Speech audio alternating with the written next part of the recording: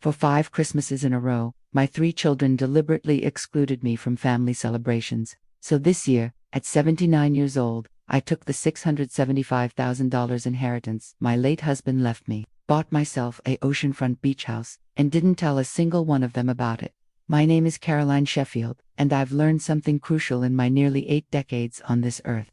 Sometimes the people who should love you most are the ones who'll hurt you deepest, especially when there's money involved. I raised 3 children, supported their dreams, helped with down payments on their houses, put my grandchildren through college. 54 years I spent building a life with my David, a respected cardiovascular surgeon who left me comfortable when he passed 6 years ago. We're talking a paid-off home and close to $2 million in investments. I thought I'd earned the right to spend my final good years surrounded by the family we'd created together. Instead, they started erasing me from Christmas. Not by accident, not by oversight, by deliberate, calculated exclusion. And when I finally discovered the real reason why, what my own daughter said about me behind my back in a hair salon, it broke something in me that needed breaking. So I did what any self-respecting 79-year-old woman would do. I took my inheritance, bought my dream house on the Carolina coast, and posted a photo of myself on Christmas Eve drinking champagne on my oceanfront deck with friends who actually wanted me around. The explosion that followed showed me exactly who my children really were. And let me tell you, sometimes the trash takes itself out too. Just have to be patient enough to watch it happen. Stick with me, and I'll tell you how a supposedly helpless old widow outmaneuvered 3 grown children who thought they could manipulate their mother. This is going to be good. It started so subtly, I almost convinced myself I was imagining things. That's what they count on. You, no making you doubt your own memory, your own perception. At 79, people are all too ready to believe you're confused. My children certainly were. The first Christmas after David died was supposed to be hard, but bearable. We'd always celebrated at Brenda's house, my oldest, 48 years old, with her physician husband Marcus and their 3 kids. She'd inherited my knack for hospitality, or so I thought. She'd called me 2 weeks before Christmas, confirming that dinner would be at 2 o'clock, just like always. I remember that conversation clearly because I'd been dreading it. The first Christmas without my husband of 54 years, I showed up at Brenda's house at 1:45 on Christmas Day. I'd spent the morning crying over David's stocking, which I'd hung out of habit, then carefully reapplying my makeup and choosing the red cardigan he'd always loved. I brought my famous pecan pytha, one David used to say was worth marrying me for, and a trunk full of wrapped presents for my 10 grandchildren. The driveway was empty. The house was dark. I sat in my car for 20 minutes, checking my phone obsessively, convinced I'd gotten the time wrong. My hands were shaking from cold, I told myself, though it was my heart that felt frozen. Finally, I called Brenda. She answered on the 5th ring, and I could hear laughter in children's voices in the background. That's when my stomach dropped. She told me oh so casually that they'd changed the time to 11 in the morning. Said she'd left me a voicemail the day before. Apologized in that breezy way that isn't really an apology at all. Asked if I wanted to come over now, though most people were already leaving. I drove home, reheated a frozen dinner, spent Christmas evening watching Facebook photos populate my feed. All 22 family members gathered at Brenda's house, wearing matching pajamas I hadn't known about, opening presents I hadn't seen, my grandchildren's faces glowing with joy I wasn't part of. When I called Brenda the next day to ask about the voicemail I'd never received, she sighed like I was being difficult, suggested maybe I'd deleted it by accident, reminded me gently that I was still adjusting to life without David, that grief could make you forgetful. I checked my voicemail history 3 times. Nothing, but I let it go. I was grieving. Maybe I had somehow missed it. The second Christmas, my middle child, Andrew, 45, successful corporate attorney, called me in early December. Told me they were doing something different this year. Just immediate family, he said. Very small gathering. His wife Jennifer needed a quiet holiday after her mother's health scare. I understood completely. Sent them a thoughtful gift basket and spent Christmas Day volunteering at the community center, ladling soup for people who had even less than I did in that moment. Then my neighbor, Dorothy, mentioned in January that she'd driven past Andrew's house on Christmas and the driveway had been packed with cars all day long, she said. Looked like quite the party. I felt something cold settle in my chest. I pulled up Facebook. I'd learned my lesson about checking social media. though it hurt like pressing on a bruise. There they all were, every single one of them, 22 people, at Andrew's house. The post was from my daughter-in-law Jennifer, thanking everyone for making their Christmas so special despite her mother's health issues. Her mother, who was smiling broadly in the photo, looking perfectly healthy. When I confronted Andrew, his voice took on that patient tone you use with children. He explained that I'd misunderstood. It was an immediate family in the nuclear sense, it was the immediate Sheffield family. And then he said it, the thing that made my blood run cold. I tended to get so sad talking about David during the holidays. It brought down the mood for the kids. They'd thought it would be easier for everyone if I sat this one out. Easier for everyone. Translation. Easier for them. My grief was inconvenient. My sadness over losing my husband of 54 years was ruining their festive atmosphere. I didn't cry this time. I just said I understood and hung up. But something had shifted. This wasn't grief making me forgetful or confused. This was deliberate. The third Christmas, my youngest, Tyler, 42, real estate developer, called to tell me they were trying something new. Each family unit was celebrating separately this year. Quality time with their own kids, he explained. Getting back to basics. It sounded reasonable, mature, even. I told him I thought it was a lovely idea and spent Christmas with Susan, my friend from book club who'd also lost her husband. 3 days later, Tyler's wife Amanda posted photos on Instagram, the whole family crammed into Tyler's living room. Every single person except me. The caption read, "Family together is everything. Best Christmas ever." I stared at that phone screen for a long time. At 79 years old, after raising 3 children, after 5 decades of marriage, after supporting every dream and crisis and milestone they'd ever had, I finally understood. They were lying to me. All of them, systematically. And they thought I was too old, too grief-stricken, too pathetic to notice. The fourth Christmas followed the same script. Brenda called with another excusing something about rotating holidays between families. Her in-laws turned this year. The fifth Christmas was a pandemic of excuses. Tyler's kids had colds. Andrew's basement had flooded. Everyone was just too stressed to do a big gathering. Each lie more transparent than the last. But here's what they didn't know about me. I might be 79, but I grew up in an era when women had to be clever to survive. Before credit cards in our own names, before no-fault divorce. I'd spent 5 decades as a surgeon's wife, managing a household, raising children, and navigating the subtle politics of country club luncheons and hospital fundraisers. I knew how to watch, how to listen, how to document. So I started keeping records. I learned how to take screenshots on my iPhone. My granddaughter had shown me years ago, though she probably thought I'd forgotten. I saved every text message, every casual lie, every contradictory excuse. I created a folder on my computer labeled Garden Club Recipes and filled it with evidence. But documentation wasn't enough. I needed to understand why. What had I done to deserve this systematic erasure? Was I really that unbearable in my grief? The answer came in March, 5 months after that 5th lonely Christmas. My friend Susan Bless, her heart had been my rock through all of this. 76 years old, widowed 3 years before me, she understood loss in ways my children never could. We'd started meeting every Thursday at the same hair salon, treating ourselves to wash-and sets like we were glamorous ladies of leisure instead of old women clinging to routine. That particular Thursday, Susan arrived at my house after her appointment with an expression I couldn't read. She sat down at my kitchen table, the same table where I'd fed my children breakfast before school for 18 years, and pulled out her phone. She told me she'd been sitting under the dryer when Brenda came in for highlights. My own daughter, talking to her stylist in what she thought was privacy. Susan heard every word through her thinning dryer hood. My daughter had complained about me.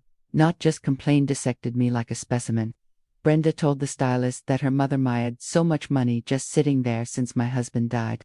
Close to $2 million. She'd said. Plus the house. Plus pension income. And what was I doing with it? Nothing. Just living in that big house alone, crying over old photo albums, being selfish. Susan's voice shook as she repeated what came next. Brenda said I should be helping more with the grandchildren's college tuitions, buying things, contributing. But instead, I was holding on to everything like a miser, drowning in grief, making everyone uncomfortable at family gatherings with my constant references to David. The stylist had apparently made sympathetic noises. asked if Brenda's mother was doing okay mentally, given her age and the loss. And Brenda, my firstborn, the daughter I'd sat with through 3 days of labor, the child I'd nursed through pneumonia and heartbreak and law school applications, had sighed and said that honestly, she wasn't sure anymore, that maybe grief had affected my judgment, that at nearly 80, maybe I wasn't capable of making good financial decisions. I sat there in my kitchen, listening to Susan's careful recitation, and something inside me calcified, not broke-hardened, like a bone that had fractured and healed stronger. They didn't exclude me because my grief made them uncomfortable. That was just the excuse. They excluded me because I wasn't being useful anymore. I wasn't distributing my inheritance fast enough. I wasn't playing the role they'd assigned me. The generous grandmother who bankrolled their lives and then conveniently died, leaving everything behind. At 79, I was supposed to be winding down, giving away my resources, preparing to be a burden they'd have to manage. Instead, I was living independently, making my own decisions, and worst of all, spending money on myself instead of on them. I thanked Susan and asked her to send me anything else she remembered from that conversation. Then, I opened my laptop and started a new document. Not in my Garden Club recipes folder this time. This one I saved on my desktop, labeled Simply Plan. For the next 3 weeks, I did what I'd done 5 decades ago when David was building his practice and money was tight. I got resourceful. I called our financial advisor, Edward Costa, who'd been managing our investments for 30 years, told him I wanted a complete portfolio review and an analysis of how much I could safely spend on a major purchase without compromising my long-term security. Edward walked me through everything. At 79, with my income and assets, I could easily afford a property up to $750,000 and still have more than enough for any healthcare needs or emergencies. He asked if I was thinking about downsizing. I told him I was thinking about expanding. Then I called my attorney, not the family lawyer who'd written David's will, but someone new, someone who didn't know my children, who wouldn't feel obligated to give them a courtesy call. I found Patricia Goodwin, a specialist in estate planning, and made an appointment. I didn't tell anyone what I was doing, not even Susan, though I trusted her completely, because I'd learned something important from my children's betrayal. Information was power, and silence was strategy. At 79 years old, they thought I was too old to fight back. They were about to learn that age brings wisdom, not weakness. And wisdom, it turns out, is the sharpest weapon of all. The beautiful thing about being 79 years old is that people underestimate you constantly. They see the age spots on your hands, the reading glasses on a chain around your neck, the slower pace when you climb stairs, and they assume your mind has slowed down too. It's insulting, really, but it's also incredibly useful. I decided to play the role they'd already cast me in, the confused, slightly addled old widow who didn't quite understand what was happening around her. If they thought I was losing my grip on reality, I'd give them exactly what they expected. And while they were busy patronizing me, I'd be 3 steps ahead. The first test came in April when Brenda called to invite me to lunch. This was unusual. We hadn't had a mother-daughter lunch in over a year. I could hear the forced cheerfulness in her voice when she suggested we try that new bistro downtown, the one with the prices that would have made my Depression-era mother faint. I accepted sweetly, wore my most matronly outfit, a floral dress David had always thought was too frumpy, comfortable shoes, my hair in the same style I'd worn since 1987. I even brought my large print book to read while I waited, though my eyesight was perfectly fine with regular glasses. Brenda arrived 10 minutes late, kissed my cheek, and immediately started talking about her life, her remodel, her daughter's volleyball tournament, her upcoming vacation to Napa Valley. I listened and nodded and asked grandmotherly questions. Then, just as our salads arrived, she pivoted. She wanted to talk about my finances, said she'd been worried about me managing everything alone, suggested that maybe it was time to think about setting up a trust, letting her and her brothers help with decisions. For my own protection, she said. At my age, scammers targeted widows. Wouldn't it be easier to have family oversight? I blinked at her with what I hoped looked like grateful confusion. Told her that was so thoughtful, but Edward had everything under control. Mentioned vaguely that I'd been thinking about making some changes. Actually, maybe moving somewhere smaller. All those stairs in my house were getting difficult. The way her eyes lit up made my stomach turn. She leaned forward, suddenly animated. Asked if I'd thought about where I might go. reminded me that her friend's mother had moved into a lovely assisted living community, so much easier than maintaining a whole house. They had activities. Other widows my age. Wouldn't I be happier somewhere like that? I played my part perfectly. Said maybe she was right, that the house did feel awfully big now, that perhaps I should start thinking about simplifying my life. I even let my voice waver a little when I mentioned how hard it was to be in that house without David. Brenda patted my hand like I was a child, told me she'd help me research options, said we could look at places together. Then she circled back to the trust idea, explaining how much easier it would make everything when the time came to sell the house and move my assets. Her brothers would want to be involved too, of course, just to make sure I didn't get taken advantage of. I nodded along, agreed it all sounded very sensible. Let her pay for lunch, something that would have horrified me 6 months earlier, but now served my purposes perfectly. The more helpless I seemed, the less they'd see coming. Over the next few weeks, I played the same game with Andrew and Tyler. When Andrew called to discuss my investments, I mentioned casually that all those numbers confused me sometimes. When Tyler stopped by to check on the house, I asked him to explain how my thermostat worked, the same thermostat I'd been operating for 15 years. I watched them exchange glances when they thought I wasn't looking, heard the careful tone they used, like they were speaking to someone not quite competent. Saw Andrew pull Tyler aside during one visit and whisper something that made Tyler nod seriously. The breakthrough came in early May. I'd invited all 3 of them for Sunday dinner, something I hadn't done since before David died. I made pot roast, their childhood favorite, and set the table with my wedding china. Played the sentimental old mother missing her babies. After dinner, as I was serving coffee, I excused myself to the bathroom. Took my time, let them think I was having one of those long old lady bathroom visits, but I'd positioned myself where I could hear their voices carrying from the dining room. Andrew spoke first. Said he'd talked to a lawyer friend about conservatorship options. Not yet, he clarified, but maybe soon, just to be prepared. If I started making poor financial decisions, they needed to be able to step in. Brenda agreed. Mentioned that I'd seemed confused at lunch, said I'd forgotten things, repeated myself. She was worried about early dementia, she said. At almost 80, it wouldn't be unusual. Tyler added that I'd asked him about the thermostat. Their motherhood managed a household for 50 years suddenly couldn't remember how to adjust the temperature. It was a sign, he said. Then Brenda said something that made my blood run cold. She told her brothers that once they had more control over my finances, they could ensure I was taken care of in a good facility, and the house, their childhood home, could be sold while the market was strong. The money divided appropriately. They'd each been counting on their inheritance to pay for their kids' colleges, to fund their retirements. They'd waited long enough.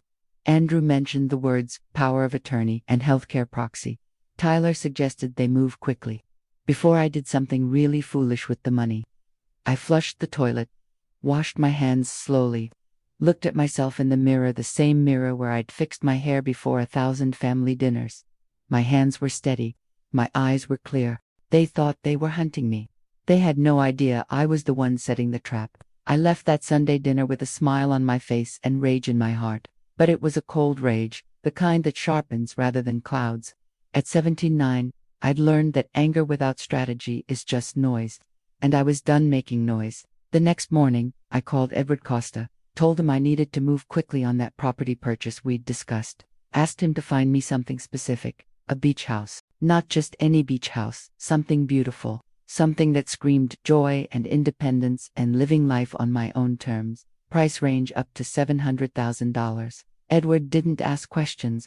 That's why David had trusted him for 3 decades. He simply said he'd start looking and asked when I wanted to view properties. I told him as soon as possible. Time, I'd learned, was a weapon my children were planning to use against me. I needed to move faster. While Edward searched, I had coffee with Susan and told her everything. About the overheard conversation at the salon, about the lunch with Brenda, about my children's voices floating from my dining room as they planned my future like I was already gone. Susan's face went through about 5 different shades of anger before settling on determined. She told me her daughter had gone through something similar with her ex-husband's mother. The family had tried to declare the old woman incompetent to access her money faster. Susan's daughter was an estate planning paralegal now, worked for a firm that specialized in protecting seniors' assets from predatory family members. She could give me names, resources, strategies. I took notes on a yellow legal pad, my handwriting still perfectly steady, despite what my children apparently believed about my declining faculties. As I wrote, Susan said something that made me pause. She asked if I'd noticed when the exclusion started. Really started. Was it truly right after David died, or was it something else? I thought back. David had passed in October, 6 years ago. That first excluded Christmas was 2 months later.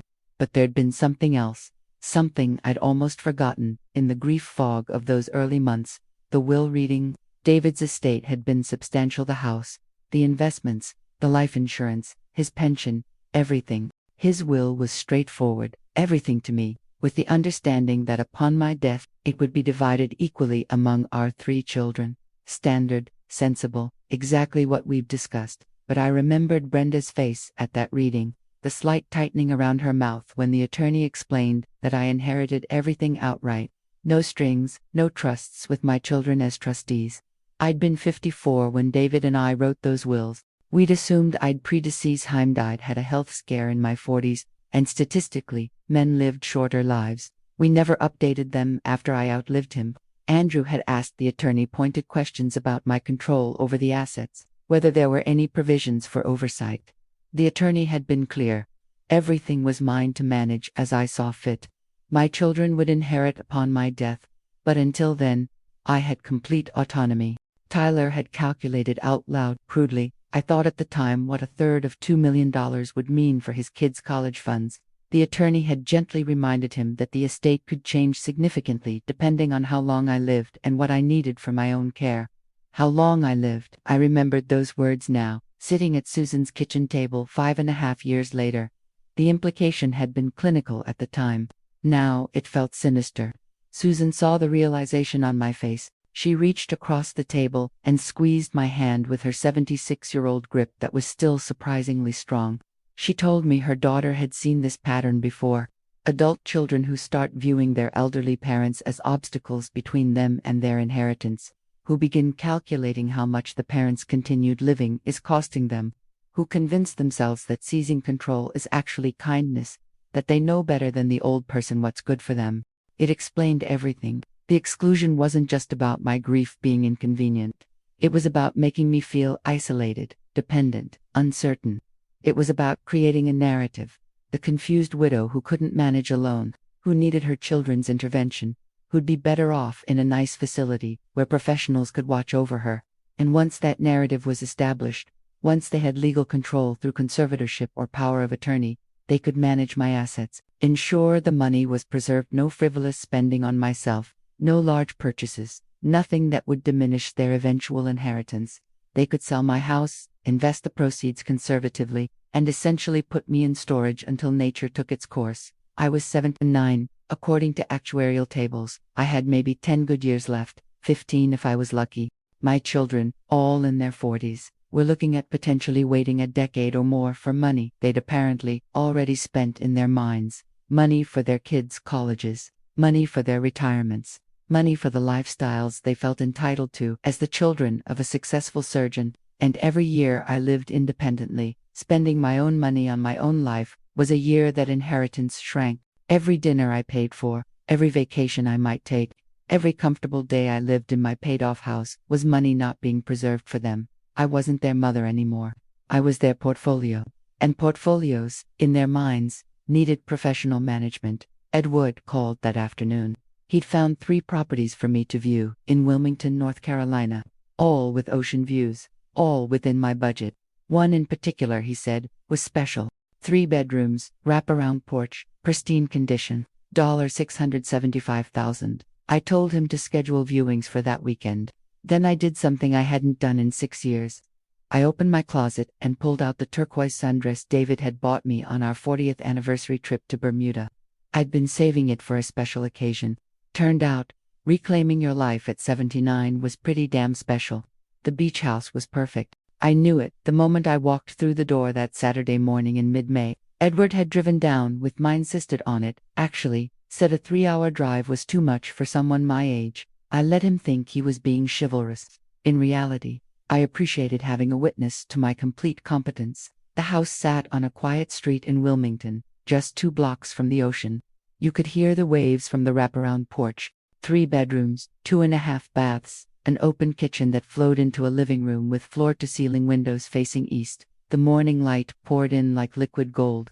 The previous owners had maintained it immaculately fresh paint in soft coastal blues and whites, hardwood floors that gleamed, a garden that would need minimal upkeep. I walked through each room slowly, running my hands along the windowsills, testing the water pressure in the sinks, opening closets. Edward followed me with his tablet, pulling up comparable sales data and property tax information. But I wasn't looking at numbers, I was looking at possibility. In the master bedroom, I stood at the window and watched the ocean. David and I had always talked about buying a beach place for retirement. We'd planned to do it when he turned 70, give ourselves somewhere to escape the New England winters. But he'd died at 73, before we could make it happen. I'd spent 6 years thinking that dream had died with him. Standing in that bedroom, watching seagulls wheel against the blue sky, I realized something. David would have been furious with our children. Absolutely furious. He'd worked brutal hours for 40 years, building his practice, saving and investing so that we'd have security, so that I'd have security. He'd made me promise, the night before his surgery, the one he didn't wake up from, that I'd live fully with whatever time I had left, that I'd use the money to be happy. I'd forgotten that promise. Let grief and my children's manipulation convince me that my job was to preserve and distribute, not to live. I turned to Edward and told him I wanted it. He smiled this genuine, warm smile and said he'd hoped I would. Then he asked me something unexpected. He asked if my children knew I was doing this. I told him no, told him they didn't need to know. This was my money, my decision, my life. Edward nodded slowly, and I saw something shift in his expression. He'd known David, known our family. He'd probably noticed the change in how my children treated me after David died, even if he'd never said anything. He told me that in his 40 years as a financial advisor, he'd seen this pattern too many times. Adult children who stopped seeing their aging parents as people and started seeing them as assets to manage. He said his own mother had gone through something similar with his sister. Then he said something that validated every instinct I'd been having. He told me he thought this purchase was not just financially sound, but necessary for my well-being, and if I wanted his help keeping it private, he'd make sure the paperwork was airtight. We made an offer that afternoon. Full asking price, all cash, 30-day closing. The sellers accepted within 2 hours. Back home that evening, I sat in my kitchen, my real kitchen, the one where I'd raised my family, and made a list. Not a to-do list, a resource list. Because I was beginning to understand that this wasn't just about buying a house. This was about protecting myself from people who were supposed to protect me, and for that, I needed more than money. I needed allies. First on the list, Patricia Goodwin, the estate planning attorney. I'd met with her once already, but now I needed her expertise more seriously. I called her office first thing Monday morning and scheduled a comprehensive consultation. Told her assistant I needed to discuss asset protection strategies and updating my estate documents. The assistant's tone shifted when I mentioned potential family complications. Apparently, Patricia specialized in exactly this situation. Second, documentation. I'd been keeping records of the lies and exclusions, but I needed more. I needed medical records proving my competence. I called my primary care physician, Dr. Rachel Morrison, who'd been treating me for 15 years, explained that I was making some significant life decisions and wanted current documentation of my cognitive and physical health.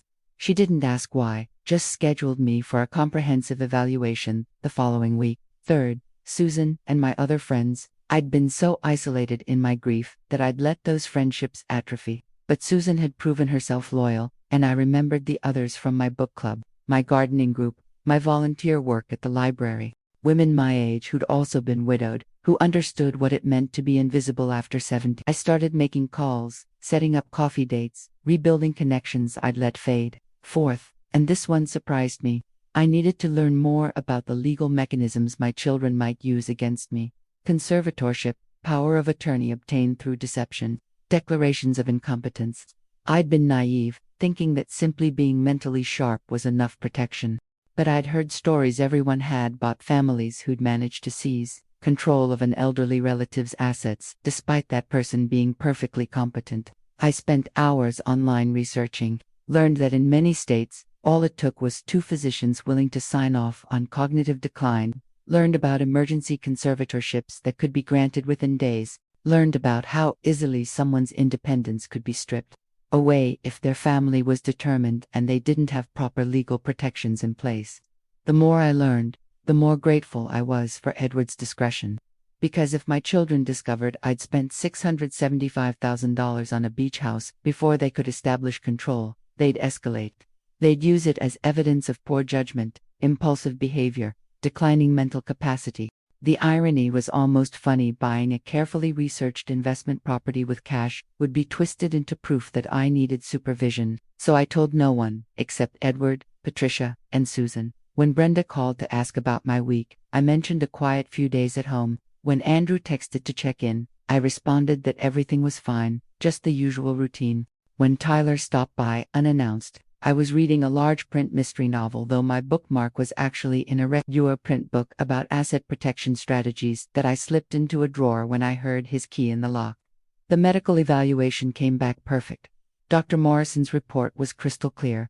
79-year-old woman, in excellent health for her age, no signs of cognitive decline, fully capable of independent living and financial decisions. She asked me off the record if I was having family troubles. When I nodded, she told me she'd seen it before and offered to serve as an expert witness if I ever needed one. I almost cried at that kindness. The beach house closing was scheduled for June 15th. I had 3 weeks to prepare. 3 weeks to build my defenses before my children realized their helpless mother had just made the boldest move of her life, and 3 weeks to decide exactly how I was going to handle the explosion when they finally found out. The closing on the beach house went smoothly. Too smoothly, almost. I signed the papers in Patricia Goodwin's office on June 15th, with Edward and Susan as my witnesses. Patricia had insisted on witnesses beyond the notary. She said it would matter if anyone ever challenged my competence at the time of purchase. I transferred $675,000 from my investment account with 3 clicks on Edward's tablet. Just like that, I owned a beach house. Patricia handed me the keys and the deed with a smile that suggested she knew exactly what this purchase represented. Then she asked me to stay for a moment. She wanted to discuss the next steps. We sat in her office, all leather chairs and law books and framed degrees, while she laid out what she called my protection strategy. First, she'd already drafted a new power of attorney document that specifically revoked any previous informal arrangements and named Susan as my agent, with Edward as backup. It included strong language about my current competence and my explicit wishes. Second, she'd prepared a physician's affidavit template for Dr. Morrison to complete, documenting my mental capacity as of this date. Third, and this was the crucial part, she suggested I consider updating my will. I'd been thinking about this for weeks. My current will, written when David was alive, left everything to my children equally. It was standard, what every parent did. But my children had proven they didn't see me as their mother anymore. They saw me as an obstacle. Patricia explained the options carefully. I could leave the beach house to Susan and my friends a life estate, meaning they could use it until their deaths. Then it would go to my grandchildren. I could set up trusts for my grandchildren that my children couldn't access. I could leave my children symbolic amounts with letters explaining why. Or I could wait, see how things played out, and make decisions later.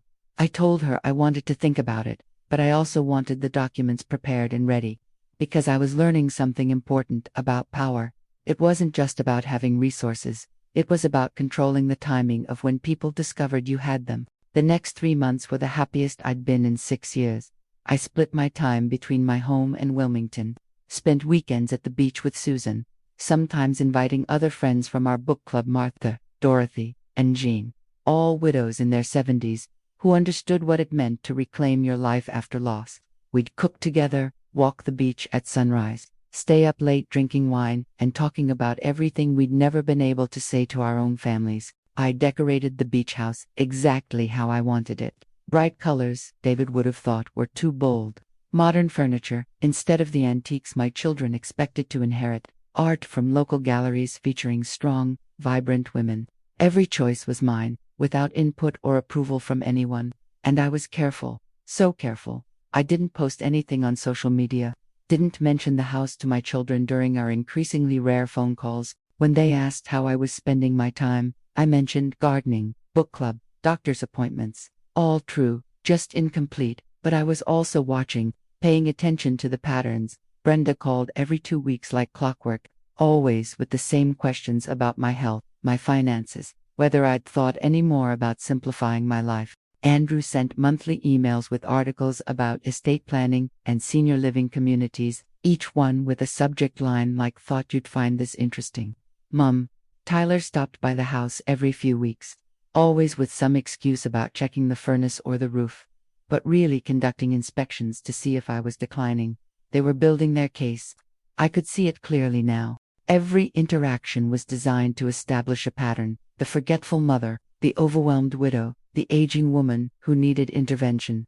They were probably keeping notes, I realized. Documentation for the conservatorship petition they were planning. In early October, 7 months after I'd overheard that terrible dinner conversation, Brenda called with an invitation. Family dinner at her house. All 3 of my children, their spouses, some of the grandchildren.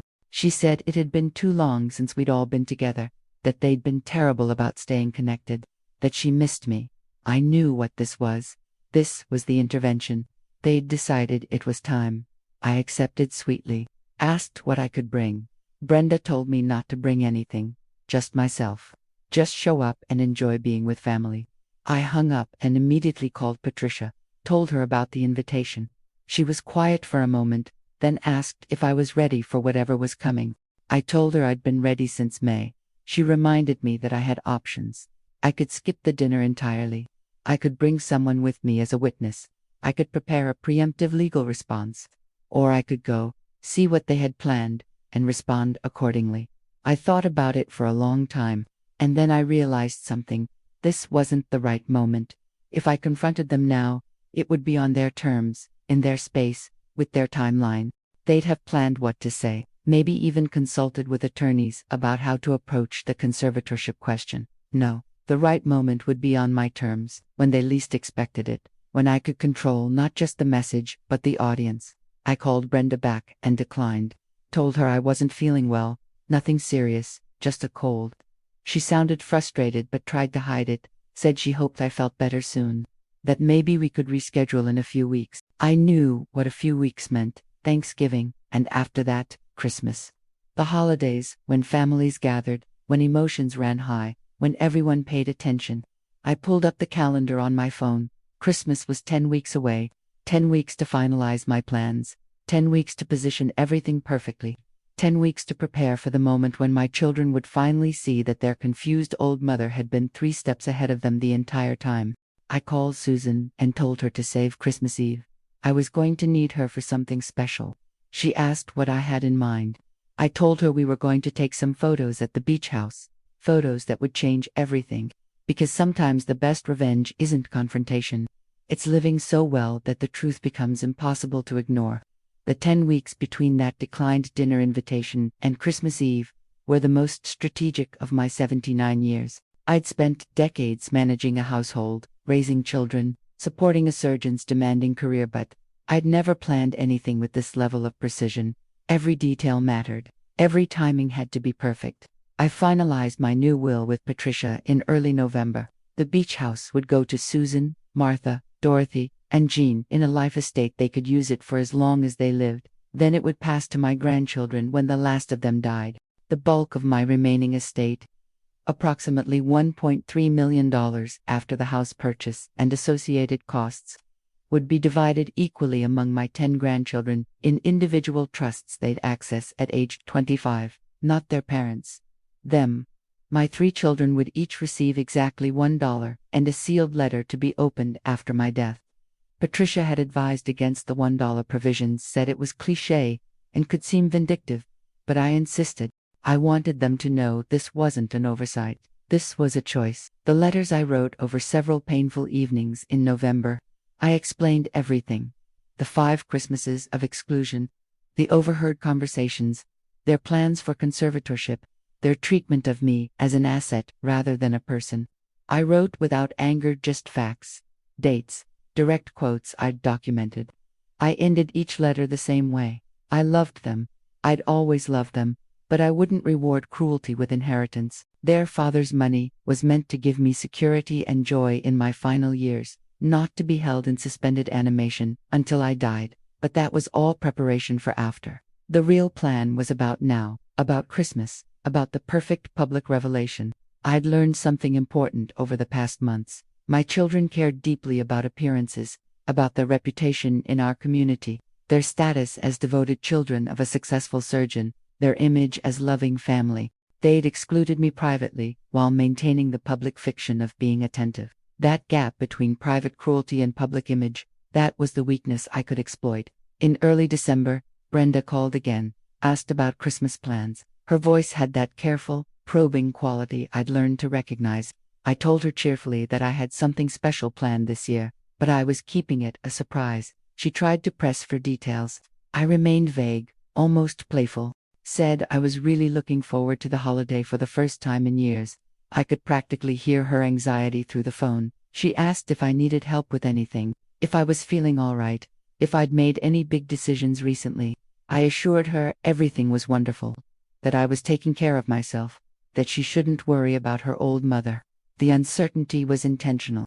I wanted them wondering, speculating, perhaps even worrying that I was planning to announce an engagement to some predatory widower or a massive donation to charity. Anything that would make them anxious about their inheritance. On December 20th, I drove to Wilmington.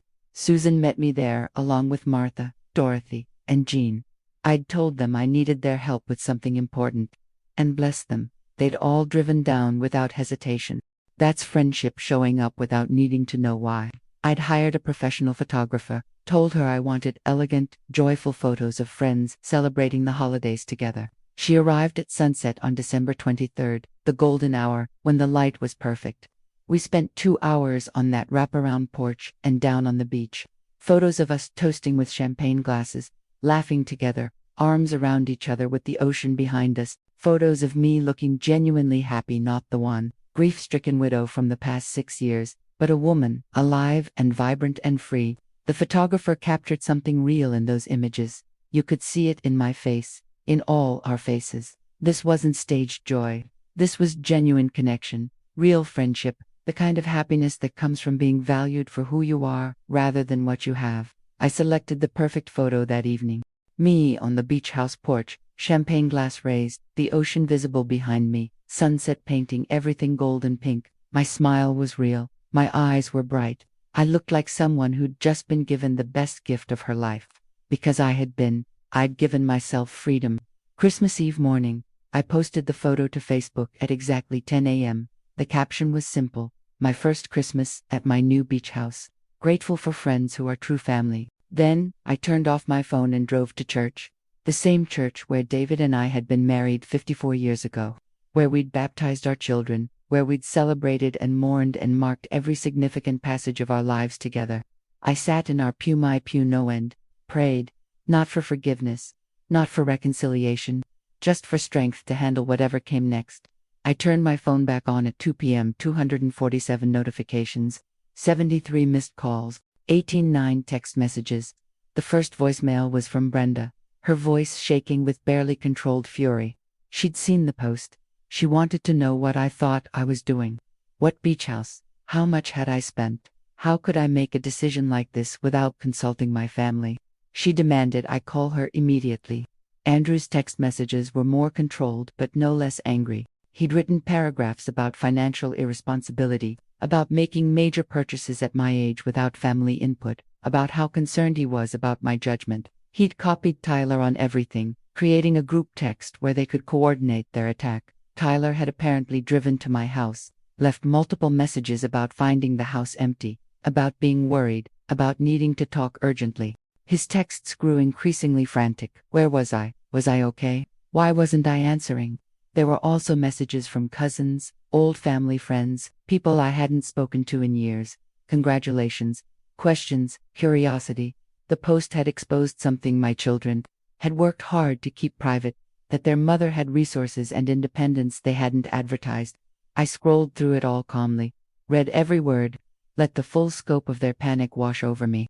They'd built their strategy on the assumption that I was isolated, confused, controllable. The photos shattered that narrative completely. At 4 p.m., I posted a comment on my own photo. Thank you all for the lovely messages. I've been blessed with wonderful friends and this beautiful house in Wilmington, NC. Sometimes the best gift you can give yourself is a fresh start. Merry Christmas, Wilmington, NC. I'd given them the location. Let them know exactly how far I'd gone literally and figuratively without their knowledge or permission. At 6 p.m., Christmas Eve, I composed a group text to my 3 children. My hands were steady as I typed. I've seen your messages. I'm safe, healthy, and exactly where I want to be. The beach house is mine, purchased with my money, after careful consideration and professional financial advice. I'm not confused. I'm not impulsive. I'm simply living the life your father wanted me to have. For 5 years, you excluded me from Christmas. You lied to me repeatedly. You treated my grief as an inconvenience and my existence as an obstacle to your inheritance. I documented everything, every lie, every exclusion, every conversation where you discussed controlling my assets and my life. This house is my declaration of independence. I'm 79 years old, and I'm done seeking approval from children who see me as a portfolio rather than a person. I love you. I always will. But I will not spend my remaining years being managed, controlled, or erased. I've updated my will accordingly. My attorney has all the documentation you'd need if you want to pursue conservatorship, including comprehensive medical evaluations proving my complete competence. Merry Christmas. I hope you find the family gathering you excluded me from to be everything you wanted. I hit send and then blocked their numbers. Just temporarily. I needed Christmas Day without the barrage, without the manipulation, without the desperate attempts to reassert control. Susan, Martha, Dorothy, Jean, and I spent Christmas Eve on the beach. We bundled up in blankets, built a small fire in a portable pit, and watched the stars come out over the ocean.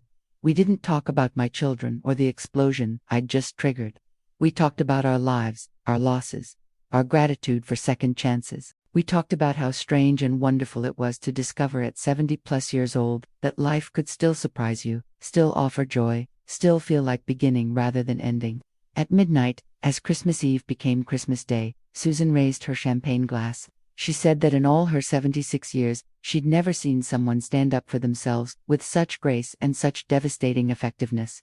I corrected her gently. This wasn't standing up for myself. This was refusing to lie down. There's a difference. And at 79 years old, I'd finally learned it. I unblocked my children's numbers on December 27th, not because I was ready to hear their excuses, but because I'd learned from 5 decades of motherhood that silence creates more anxiety than confrontation. And I wanted them to understand, completely and without question, that their mother wasn't confused, wasn't manipulated, and wasn't backing down. The messages that flooded in were exactly what I'd expected. Brenda's were the longest paragraphs of justifications, rewritten history, and carefully worded apologies that weren't really apologies at all. She claimed they'd never meant to exclude me, that I'd misunderstood their intentions, that they were only trying to protect me from myself. She said the Christmas exclusions had been about not wanting to burden me during my grief, that suggesting I move to assisted living was out of love, not control, that discussing my finances was responsible adult children looking out for their aging mother. Every word was a lie wrapped in concern. I didn't respond. Andrew's messages were more direct. He wanted to know the exact purchase price of the house, demanded to see documentation of my financial consultation with Edward, and suggested strongly that we needed to have a family meeting with attorneys present. He was still trying to establish his authority, still believing that the right combination of pressure and legal language would make me fold. I didn't respond to him either. Tyler tried a different approach. He sent photos, old pictures of family Christmases, of me holding his children as babies, of happier times before David died. He wrote about missing me, about wanting to rebuild our relationship, about how family was supposed to forgive and move forward. It was the most emotionally manipulative of the 3 approaches, and perhaps the most honest in its desperation. I almost responded to Tyler, almost, but then I remembered his voice in my dining room, discussing conservatorship options like I was already gone. On January 3rd, Brenda showed up at my main house, unannounced. I was home. I'd been splitting time between both places, refusing to abandon the home I'd lived in for 40 years just because my children made it uncomfortable. I watched through the window as she rang the doorbell repeatedly, then tried the door handle, then finally sat on my porch steps like she was planning to wait me out. I didn't open the door. Instead, I called her from inside the house. She answered immediately, her voice breathless. I told her I could see her on my porch, told her I was choosing not to let her in. She started to protest, to plead, but I kept talking. I asked her if she remembered what she'd said in that hair salon, about me being selfish with my money, about my grief making me mentally unstable, about needing to help me make better decisions. The silence on the other end told me Susan had been right about what she'd overheard. Brenda started to deny it, then seemed to realize there was no point. She asked how I'd found out. I told her it didn't matter. What mattered was that she'd said it, and meant it, and built a strategy around it. She started crying then. Real tears. I think, though with Brenda, it was always hard to tell. She said she was sorry, that she'd been stressed about money, about her own kids' futures, about getting older and realizing her parents' wealth was the only cushion between her family and financial struggle, that somewhere in the stress and the fear, she'd stopped seeing me as her mother and started seeing me as a solution. It was the first honest thing she'd said in 6 years. I told her I appreciated the honesty, but honesty after betrayal doesn't erase what was done, it just acknowledges it. She asked what she could do to fix this. I told her she couldn't, that some things, once broken, don't go back together the same way. But I also told her something I'd been thinking about for weeks. I didn't hate her. I didn't hate any of them. I was just done being treated as a resource to be managed rather than a person to be loved. Brenda left my porch that afternoon. I watched her drive away and felt something unexpected, not satisfaction, not vindication, but a quiet, settled sadness. This was my daughter. I'd carried her for 9 months, raised her for 18 years, loved her for 48, and we'd come to this, but I'd also learned something crucial. You can love someone and still refuse to let them destroy you. Over the next few weeks, my children made various attempts at reconciliation. Andrew sent a formal letter, apologizing for any miscommunication and suggesting we start fresh. Tyler showed up at the beach house. I don't know how he found the address. Probably through property records, and tried to talk his way past Susan, who told him politely but firmly that I'd see him when and if I was ready. In February, I received a card from all 3 of them together. It was a joint apology, carefully worded, probably drafted with input from someone who knew about elder law and wanted to avoid admitting anything that could be used legally. They acknowledged that they'd made mistakes, that they'd let financial concerns cloud their judgment, that they wanted to rebuild trust. The card sat on my kitchen counter for a week. Finally, I wrote back, just a brief note saying I'd received their message and needed more time, that rebuilding trust was a process, not an event, that I hoped eventually we'd find a way forward, but it would have to be on terms that respected my autonomy and my dignity. I didn't mention the revised will. That was information they'd discover in time. For now, it was enough that they knew their mother wasn't the helpless widow they'd been counting on. Patricia called in March with interesting news. She'd heard through professional channels that Andrew had consulted with 2 different elder law attorneys about conservatorship options. Both had apparently told him the same thing. Given my documented medical evaluations, my clear financial planning with licensed professionals, and my demonstrated competence in making major life decisions, any petition for conservatorship would not only fail but would likely damage his reputation significantly. Courts didn't look kindly on adult children who tried to seize control of competent parents' assets. Andrew hadn't known I'd find out about those consultations. That was the beautiful thing about small professional communities. Word traveled. Patricia's smile was audible through the phone when she told me. She said watching me handle this situation had restored her faith in her work. Too often, she saw elderly clients who didn't fight back, who let themselves be bulldozed by family members. Seeing someone stand firm reminded her why she'd specialized in elder law. Today, as I write this in early November, nearly a year after I bought my beach house, I'm sitting on my wraparound porch watching the sunrise over the Atlantic. I'm 80 years old as of last month. Susan is inside making coffee. Martha and Dorothy are arriving this afternoon for a long weekend. Jean can't make it this time. She's with her daughter in Oregon. Because unlike my children, Jean's daughter actually wants her mother's company. My relationship with my own children is complicated. We're in contact. They're more respectful now, more careful. Whether that's because they've genuinely changed or because they've simply recalculated their approach, I can't say. maybe it doesn't matter. I've learned to accept the relationship we have rather than mourning the one we should have had. My grandchildren are another story. 3 of them, the oldest ones, now in college, have reached out independently. They've asked to visit the beach house, to hear my side of what happened. I've been cautious, not wanting to damage their relationships with their parents, but I've also been honest. They're smart kids, they can form their own conclusions. The house itself has become something more than I expected. It's not just my refuge, it's become a gathering place for women like me, friends of friends, widows who've heard the story, women who need to remember that life doesn't end at 70 or 80, that independence at any age is worth fighting for. Last month, a woman named Patricia, not my attorney, a different Patricia, drove down from Virginia after her daughter tried to have her declared incompetent. She was 73, sharp as a tack, and terrified. She spent a weekend with us, met my attorney Patricia, got referrals to professionals who could help her. When she left, she hugged me and said I'd saved her life. I told her I hadn't saved anything. I'd just shown her that fighting back was possible. The money David left me is dwindling, as it should be.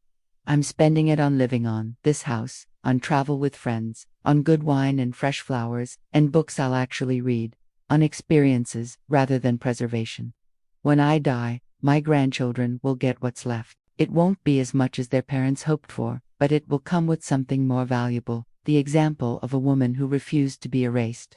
I got a Christmas card from Brenda this week. It arrived early November, like she wanted to claim the holiday before anyone else could. Inside was an invitation to Christmas dinner, at her house, with the whole family. I haven't decided yet whether I'll go. Part of me wants to believe that change is possible, that families can heal, that my children have learned something from all this. But another part of me, the part that's learned to trust my instincts, remembers 5 Christmases of exclusion, remembers overheard conversations and betrayed trust and the cold calculation behind their concern. Maybe I'll go. Maybe I'll suggest we meet at a restaurant instead, neutral ground where no one has the home advantage. Maybe I'll invite them here, to the beach house, where they can see what I've built from their rejection. Or maybe I'll spend Christmas exactly like I did last year, with Susan and Martha and Dorothy and Jean, with women who chose to be my family rather than assumed they owned my loyalty because of blood. At 80 years old, I've finally learned the most important lesson of all. You teach people how to treat you. For too many years, I taught my children that my needs came last, that their convenience mattered more than my dignity, that inheritance was more important than relationship. This beach house, this life I've claimed, this independence I've fought for, it's all one long lesson in a different truth. I matter, my happiness matters, my remaining years matter, and I will not spend them apologizing for taking up space or spending money that was always meant to be mine. If you're watching this from somewhere far away, or somewhere close, if you're a daughter who's considering whether your aging mother really needs all that money sitting in her account, or if you're a mother wondering whether you're selfish for wanting to live rather than just exist, I want you to know something.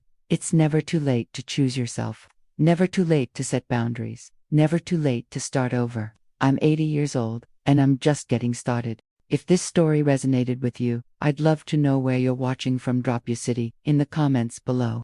And if you have your own story about finding strength when family let you down, or if you're someone who needs to hear that it's okay to put yourself first sometimes, hit that subscribe button, because there are more stories like mine that need to be told, more voices that deserve to be heard, and more women and men who need to know that age is just a number, but dignity is forever. Subscribe, comment with where you're from, and remember, the best time to stand up for yourself was yesterday. The second best time is right now. Thank you for listening to this old woman's story. Now go live your own.